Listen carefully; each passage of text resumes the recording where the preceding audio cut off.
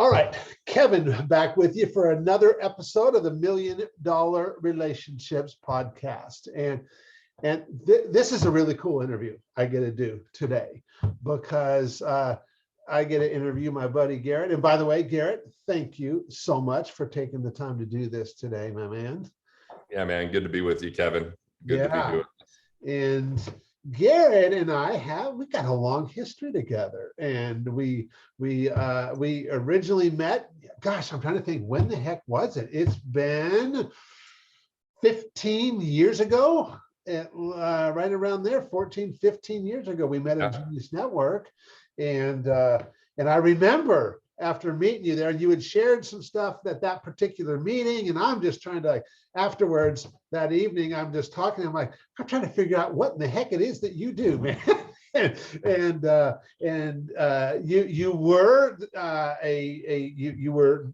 You were kind of like a financial advisor to a lot of entrepreneurs and stuff. And I was like, well, when I kind of found out a little bit about what you did, I was like, I could probably use your help, because back, I know 2008, when I was running the training business, that was the first year we broke $1 million in gross revenue in that business. And so I was starting to produce some pretty good revenue. And I was like, yeah, I think I could use your help. And I was like wanting to hire you. And you're like, Kevin, you don't want to hire me, man. He's like, you want to talk to somebody on my team. You're going to get way better service working with somebody on my team than you ever will from me. And I'm like, no, man, I like you. I want to hire you. And you're like, okay, but don't say I didn't warn you. But yet, here we are, all these years together, still good friends. So it must not have been that bad. That's funny. A lot of water under the bridge since those days. And so let's do this. Let's start by you just sharing a little bit about what you do, who you serve, what motivates you to do what you do, and just kind of give everybody some context on who is Garrett Gunderson. Well, look, it's almost been a quarter of a century now that I've been dealing with finance. June of 1998 is when that all started for me. Okay. I got my first licensing in anything, and I enjoy that. I have a mind for it, but in 2017 I started this hobby. I started doing stand-up comedy, just something that I'd just taken a summer with my family in Europe, had never done anything like that, gave me a lot of time to think. I came home and it was kind of like a renaissance for me. I had started drinking cappuccinos for the first time when I was in Italy. So I came home and got trained on how to make an amazing espresso, an amazing, latte, and really dove into that. Then I learned to fly fish. And then we bought this cabin on a river with a pond, and just said, we're going to just enjoy quality of life as much as we can in America, like we did in Italy. And having that space and having that kind of enjoyment is what led to me doing some stand-up comedy, because we get home and my wife said I was funny, which it kind of funny is, I think, what she said, Kevin. I don't think that she said funny. I think she said kind of funny. And she's still burned because in 2005, we were at a formal financial function at the Four Seasons of Costa Rica. And when the band got done playing, I went up on the microphone inebriated and just bombed. I mean, she left the room. People were laughing, but not because the jokes were funny. I was just ridiculous up there, So she says that. And then my friend Keith Yackey introduces me that week. The first event I came back to speak at was his, as being hilarious. And so I told some jokes in this financial talk. It went well, started doing comedy. I'm like, I could merge the two of these things together. I can help people address this topic that's so foreign for some, so intimidating for others, and so neglected by most of finance, and bring humor to it, because we remember 3 times more when we laugh or when we get the shit scared out of us. And I figure I'll leave it to the news to scare the shit out of people. I'll make them laugh so they can remember stuff about their finances. And so you even promoted my tour, had people flying in to different places because you had mentioned it. And so, yeah, right now I'm using entertainment as a gateway to transformation. I've written a one-man show, Keynote, where I act out different characters and do spoken word and play music as they're learning. And then I have this comedy special And so I'm doing a lot of touring right now for corporate gigs, doing comedy or that keynote. And I'm also still going to clubs once a month. I did a 15-city tour, and now I'm just kind of coming back and going, I'm going to go to a club once a month and do some comedy, and people will happen to learn something while they're laughing. So that's a bit of the background on me. Very cool. Very cool. So that big transition from being the financial guy, and you were known as that for years. You wrote a Wall Street selling best book. Number one, baby. Yeah, Killing Sacred Cows, and now here you are masquerading and parading around as Jesus. That financial Jesus, money Jesus here. Like if he would have lived longer, because I got all this gray hair. But strangely enough, I just turned in the sequel to Killing Sacred Cows called Disrupting Sacred Cows to the publisher today, the final version. So I've been working on that for a year, started that last April, and that comes out here in June. So I still honor like all this content that I've created in finance, even though I'm doing a lot more in the comedy and performance world. And so I'm just kind of bridging that gap a little bit, so I don't just neglect and leave this information only to be my mind, which doesn't do any good for just me to know it. I already know it. I got to share it with everybody else, right? Yeah. So I'm curious. So how has it shifted things for you personally, Garrett? Like going from finance, which is like for many people it's a very serious subject, to now realizing that your wife was right and you are funny, because I've seen that stuff. You are, I mean, it's hilarious. And so to my surprise, sometimes even, Kevin, So how is that, for you personally, how has that shifted things, and like what discoveries or ahas have come for you through this process? I've loved comedy from the time I was a kid. Okay. I could listen to my uncles tell dirty jokes. I could repeat those jokes and wouldn't get grounded or beat. And so I was like, oh, and then I started learning other jokes. And now even when we go to my family reunions, or like my grandma just turned 90 and she made me tell the dirtiest jokes. I have this 11 series joke thing that I would never tell from a stage, because I would definitely just get canceled. And she's a Mormon to boot, and she just loves it. One of the joke punchlines is twat. And I'm like, how does my grandma even know, this kind of language? But so I've always kind of had that. And when I would speak, I would tell funny things here and there, and people would react. And I enjoy speaking, Kevin, but honestly, to do comedy on a stage versus speaking, you just get so much more connection with people. Like the conversations I have when I leave the stage are 10 times more conversations. People remember things, and then they remember how they felt. And I'm kind of like in this moment of flow with them, where a thought from my head creates a spontaneous reaction from them, where they're now totally present. They're not worried about what happened yesterday. They're not thinking about how things are going to be in the future. They're just like, oh, in the moment, they're totally present and connected, which is one of the most amazing gifts that human beings can have. And I love that feeling. On the other hand, it's a little hard because my wife came to my sold out Chicago show, and she added up the math. She's like, so you're gonna make like $7,500 for tonight, and we're here for all weekend and staying at a nice hotel and all this. She's like, so you're not really making a lot on this yet. I was like, well, I've now booked some corporate gigs at 25 grand. So that's super helpful. But it's a little different. I had a financial business that we had consulting behind that, and I'd sold that business. So when I would go speak or we'd run workshops, we would generate leads, and a lot of people would hire the Wealth Factory for consulting.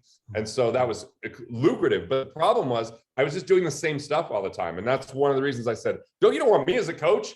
I don't like process. I like to just have a new project. I like to do new creation. I like all that kind of stuff. And so in the sense of like, it's a little bit more volatile now. I have more highs and lows in the last, 6 months than I had when I was owning my business and really certain about what I was doing every day, and really refined over 20 years of work. And now I'm going, okay, now I have to fill a comedy venue in Philadelphia. How many connections do I have in Philadelphia? I don't have a database anymore because I sold my company. And so it requires a lot more resourcefulness, But then when I'm on that stage, it is like just feeling that I've never really felt in business before. Yeah. And when I'm writing and I can write jokes and I can tell them and laugh about it along the way, or now I'm roasting people all the time. Kevin, roasting people, friends that I roasted Joe Polish, and it was so much fun, so memorable and so connected. So it's basically it's new. And with newness comes uncertainty, but with uncertainty comes excitement. But with excitement comes highs and lows. And so fortunately, I've grown a lot as a human being to be able to manage those highs and lows at a much more even keel than I would have 10 years ago, and especially 20 years ago. So it's like this amazing tool of how to be more present, how to overcome my demons, how to, deal with things that are uncertain. Like it's a real gift for sure, even though sometimes at 2 a.m. when I'm in my head about stuff, it doesn't always feel that way. Yeah. Well, I really appreciate you sharing that. I mean, especially on a personal level, because, it's been cool to just watch you, and I see how much you enjoy the comedy piece. And as far as I know, I don't know anybody else doing anything like what you're doing, marrying the comedy with the teaching of the finances and helping people in that way. And so it's really unique, I got one other buddy that's doing it, that we've done stuff where I've gone and, spoke at his event before and done comedy with him at his event, Ian Stanley. So there is a little bit of that going on, but not a lot. And it's cool because he talks about money and business, but we have very different skill sets in how we view money and business, but we have a similar skill set in comedy. He's a little bit more of a storyteller. I'm more of a punchline guy. So it's unique in both ways. But yeah, we're like, hey, we've kind of got the corner on this market to a large degree. Now there's another guy that I met in Strategic Coach, the 401k coach. Have you heard it? Like that guy? Yes, I have. Who is that? Yeah, Epstein. Epstein. Charlie Epstein. Yes. Yeah. So Charlie created a one-man show, and he's a really good actor, and he's really entertaining. And I just watched the documentary. I haven't seen his one-man show, but you could see he's done stand-up in the past. He's got some chops in acting that he's done in the past. He's spoke for a lot of years. So it's really cool to watch this kind of happen and start to occur, that there's a little bit of it going on. Yeah, that's really cool. That's really cool. Okay, so now what I want to do, I want to shift gears a little bit here. And so now what we're going to do is I'm going to reiterate the question for the benefit of everybody listening. And so here's the question. Have you ever been introduced to a person that completely changed the course of your life or your business, so much so that much of what you have today would not even be possible if not for this person? And I'm really excited to hear your story, your experience around this, Garrett. Yeah, I mean, so this is not the person, but this is the person that leads to the person. It's probably a person that is your person, or one of them is Joe Polish. Oh yeah. The first time I ever got on the phone with him, he introduced me to 3 people, and one of these people is John Butcher. Okay. And so John owns Lifebook. John's been a long-term client of mine. We've been friends. He's been influential in my life in a lot of ways because I've gone through Lifebook and we've had profound conversations. And he said that his best friend was Patrick Gentempo. So I'd heard about this Patrick Gentempo, and I also had this chiropractor that I've been, going to, Craig Bueller, who uses AMIT. He's a genius, and he also had mentioned this guy Patrick Gentempo. So I'd heard Patrick's name around a little bit, but I'd never met him. But he was now starting to go to Park City every summer, and he's from New Jersey. And so Joe Polish just calls me. I pick up, he goes, "Hey, I'm here with this guy, Patrick Gentempo. He's coming to Park City. You two need to meet." It's like, I've heard of him. So we got on the phone, we talked. I drove up, this was like in early 2008. And like, I was just finished speaking at this event for mortgage people when the entire mortgage meltdown went. So like all of a sudden I'm watching the economic crisis happen in 2008. I've got a bunch of real estate. I'm launching a book. I'm in chaos. And I've been telling my wife, don't spend any money. We've got to invest it in this book launch, and where there's so much going on, and we're going to take some hits with the real estate. And then that next day I get this introduction. I go, "Hey, we're going to go to dinner with Patrick Gentempo and his wife, Lori." She's like, "I thought we're not spending any money." I'm like, "We're spending money on this dinner. If we'll go to some crappy place, if that's what it takes. So we go to like some little place, like some chain restaurant. And basically Pat paid for dinner because Lori had already got access to my content because I gave it to John Butcher as a client. He shared it with his wife and these 3 other girls and women, and they loved it. So they're like, hey, we just want to pay back like the value that you've provided. And then that's how the relationship started. But by the end of the dinner, we went to my office. I had this office where I had all this, it was really cool interior architecture. And I had this metal that had a green tint to it on the walls. And Pat's like, dude, that's really cool. I'm like, yeah, I like to think of it as weird and metal from Atlas Shrugged. He was Atlas Shrugged fan. So we just go deep and fast. The next thing I know, he's interviewing me. I'm putting him on my radio show. I'm interviewing him. He's booked me for a week later. Hey, you should come out to my event. And I'm like, all right. So I move everything, go out to the event, like get 7 clients, not even trying to. He's just talking about me from the front of the room. He brings me out to his Ultimate Achievers Club. And like business-wise, it was killer. But then he's been instrumental in helping my son with his health and making connections that have changed our lives in the world of brain health for my wife. Or like, I can't even tell you how many things he's at the precipice of where he makes an introduction. And so he's literally put through, our 5-figure coaching program, we're talking $10,000 and up, hundreds of people. But with our digital programs at $200, $100, he sold more than any other person. And he's consistently, just the way he speaks about me and introduces me, like I become fast friends with so many people because of how he talks about me. So, I mean, he's just one of those guys that's like lives life at such a high level and that I could always count on. And that you just know that if he's talking about you when you're not around, he's only saying the very best things that a human being could say. And if anyone ever said something negative about me, he would immediately go, you just don't know Garrett. Like, that's just, there's no way that could be the case, So, I mean, he's just that kind of guy. Wow. So that relationship started in 2008 as the time of this recording. That's 14 years ago. And so what's 1 or 2 things that, that really stand out in your mind that have transpired as a result of that relationship that would have never happened if you and Patrick had not met? So let me tell you 3 stories with this. First one is, so he has me out to his Ultimate Achievers Club in New Jersey. And again, I'm just there teaching, providing value. And at the end, he goes, hey, people want to hire you. I mean, so we end up getting clients and stuff like that. That was all great. But he goes, hey, we want to start doing this in Utah once a year, because he was going to Park City all the time. I'm like, well, I have an amazing building with an amphitheater. Why don't we host it at my office? And he goes, great. I said, you know what? I host an annual party called the Rockstar Party. Why don't we, after the first day, invite everybody over and I'll send pictures and videos of previous parties, which Kevin, we'd hire a band. We had a detached 3-car garage.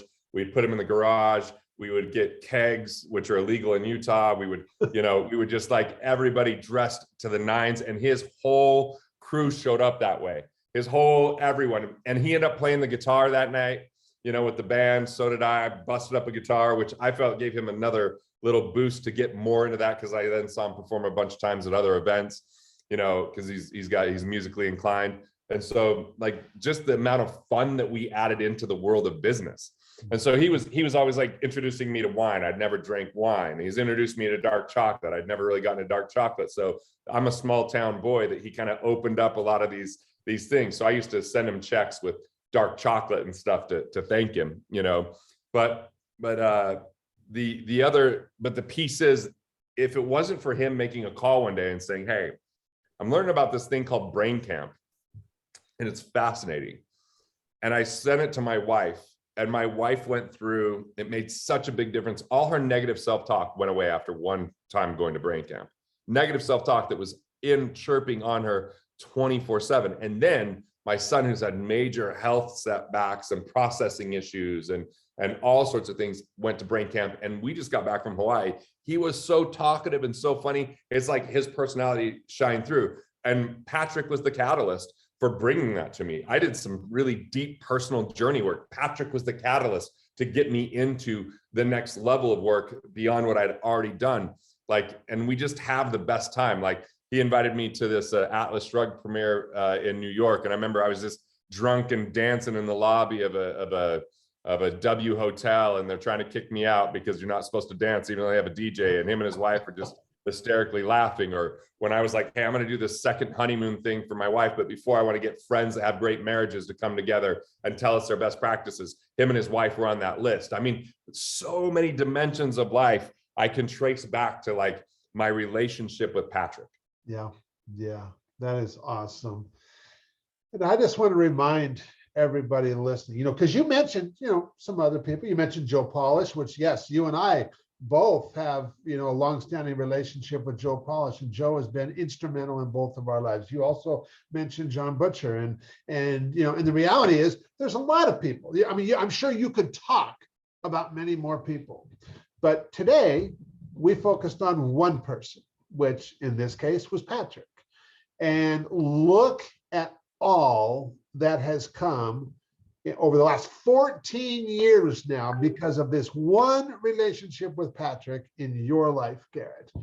And, and not only have you two both been impacted, but how many lives, because of what you guys have done together and accomplished together, how many lives have been impacted? And not even just for those that the two of you may have served together, but because you served them, that how many lives beyond that have been impacted. And it's kind of gets staggering when you think about it, the ripple effect that has happened from this one relationship. And so, my goal with this podcast is always twofold. It's to give people like yourself, entrepreneurs like yourself, the opportunity to share your story, your experience around this, to be able to honor this individual, Patrick, for just the role that he's played in your life. And then for the listeners, who are also entrepreneurs, CEOs, and founders, I just want to inspire you and motivate you to place a more intentional focus on creating more real, rewarding, enjoyable, and profitable relationships, because, relationships are the most valuable asset that we possess. And so, Garrett, thank you so much again for taking the time to do this. For anybody listening in, that you wouldn't try to dissuade from doing anything with you like you tried to dissuade me the first time. But you couldn't beat me off with a stick. I still stuck around. But anybody listening to this is like, man, Kev, I really like that guy, Garrett. I like the way he shows up, man. How can they find out more about some of the stuff you guys are doing? Yeah, GarrettGunderson.com. They can find out about the comedy dates that are going on. There's even like financial tools and resources there. You can go to GarrettGunderson.com/quiz and find out your money persona, which determines how you make your financial decisions and gives you a guidance on how to make better decisions and avoid what the mistakes are that are associated with that persona. It's very predictable once you understand it. And then, hey, they could even have two of my books if they want at GarrettGunderson.com/comedy. So they can download What Would Billionaires Do? It might be under the title What Would Rockefellers Do? It got updated to Billionaires, and Killing Sacred Cows. Both of them, What Would Billionaires Do was self-published, but it sold like 150,000 copies. It's a pretty popular book. Killing Sacred Cows. Yeah, it's crazy. It's got way more reviews than Killing Sacred Cows. Who would have thought? Like I put, 5 times the amount of time into Killing Sacred Cows, but I actually did a lot of the writing in What Would Billionaires Do? I still had some amazing help with this guy, Michael, that is great. But so anyway, yeah. Awesome. Well, Garrett, thanks so much again. Really appreciate it. Any last words before we call it a wrap? Yeah, Kevin's one of those guys too, man. I hit him up. I'm like, I'm doing this tour. He's like, great. I've got your back. I'm going to promote you. I've been out to his place twice now and had an amazing, just mind blowing. Like he's the first guy that taught me teleseminars. And just to let you know about that. So in 2008, when I had all this real estate that I was then now having to deal with the mess of it, I was like, all right, it's a distraction. And my friend, Rich Christensen, who I've introduced to Kevin, was like, you need to spend 75% of your time on one thing that will help you generate revenue. And I was like, okay, that can't be flying around to speak. It needs to be more leverage than that. So I'm like, I'm going to do most of my time around teleseminars, and then I have 25% of my time cleaning up my real estate portfolio. Kevin mentored me on that, taught me that. I listened to his teleseminar, probably the most of any human being on the planet, like almost every morning. I could tell you when he says duck, when he's talking about, you know, on the fishing trip and all this kind of stuff. And it was just such an instrumental thing that in 2010, we had the biggest year ever. We were already an Inc. 500 company and such more substantial growth because of what you taught me with teleseminars. I went through, made mistakes, but you helped me get past those a lot faster, learn what I need to learn. And then you're just great at making connections and being generous. So, you know, just wanted to say that to everybody that's listening as well. Well, thanks much for that. I really appreciate that, Garrett. And well, I'll tell you what, you know, thanks again. Man, great conversation. And I'm really excited to share this with folks. And so thanks again, Garrett. And thanks, Kevin.